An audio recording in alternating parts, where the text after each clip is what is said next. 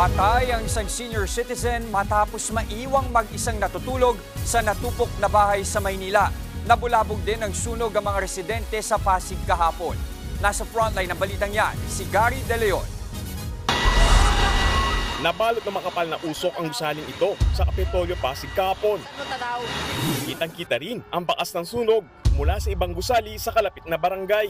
Sa video namang ito, makikitang abala ang mga bumbero sa pag-apula ng apoy. Ayon sa mga otoridad, nagsimula ang apoy bandang alas 5 ng hapon at naapula pasado alas 6 ng gabi. Isang bahay lang ang apektado at wala namang napaulat na nasaktan o nasawi. Inaalam pa ang pinagmula ng sunog at halaga ng pinsalang iniwan nito. May sumiklab ding sunog sa isang residential area sa Tondo, Maynila kagabi. Nagsimula ang apoy bandang alas 11 ng gabi at umabot na mahigit 2 oras bago naapula.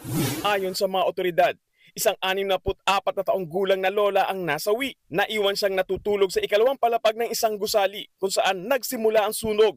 Natagpuan ang kanyang bangkay sa ground floor matapos bumigay ang second floor ng bahay. 6 na bahay ang naabo, habang 2 naman ang bahagyang napinsala. Tinatayang nasa 827,000 pesos ang pinsalang idinulot ng sunog sa 7 pamilya. Ayon sa ilang residente, posibleng problema sa kuryente ang naging mitsa na hindi pa naman nakukumpirma ng mga otoridad. Nagbabalita mula sa frontline, Gary De Leon, News 5. Mga kapatid, Jess De Los Santos po. Iba na ang may alam at may pakialam sa panahon ngayon. Para sa tuloy-tuloy na balitaan sa Frontline kahit weekend, mag-follow at mag-subscribe sa social media pages ng News 5.